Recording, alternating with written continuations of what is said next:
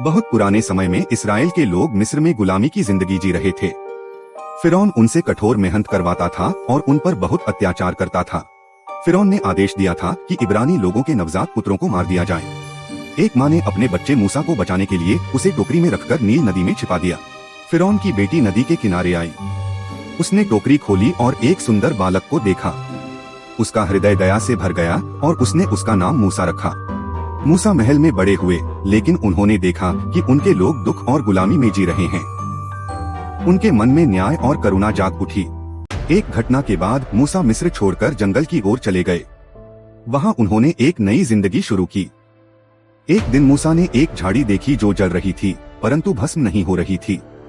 वहीं परमेश्वर ने उनसे कहा, मिस्र जाओ और मेरे लोगों को स्वतंत्र कराओ। मूसा अपने भाई हारून के साथ फिरौन के दरबार में गए। उन्होंने कहा, परमेश्वर का संदेश है, मेरे लोगों को जाने दो। फिरौन ने घमंड से इनकार कर दिया। उसने कहा कि वह इसराइलियों को कभी स्वतंत्र नहीं करेगा। फिरौन ने अपने जादूगरों को बुलाया। उन्होंने अपनी लाठियां फेंकी जो सांप जैसी दिखाई देने लगी। तब मूसा ने अपनी लाठी फेंकी और वह सच्चा बड़ा सांप बनकर सबको निगल गया। फिर भी फिरौन नहीं माना। तब मिस्र पर एक के बाद एक विपत्तियां आने लगी। नदी का जल लाल हो गया, मेंढक छा गए और अंधकार फैल गया। अंतिम विपत्ति के बाद फिरौन टूट गया।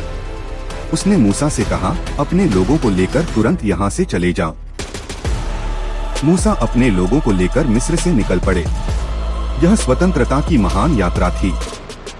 जब पीछे फिरौन की सेना और सामने समुद्र था, तब मूसा ने अपनी लाठी उठाई। परमेश्वर की शक्ति से समुद्र दो भागों में बंट गया। इस्राएली लोग सुरक्षित पार निकल गए।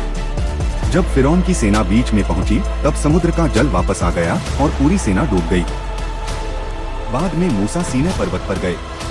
वह परमेश्वर ने उन्हें 10 आज्ञाएं दी ताकि लोग सत्य और धर्म के मार्ग पर चल सकें।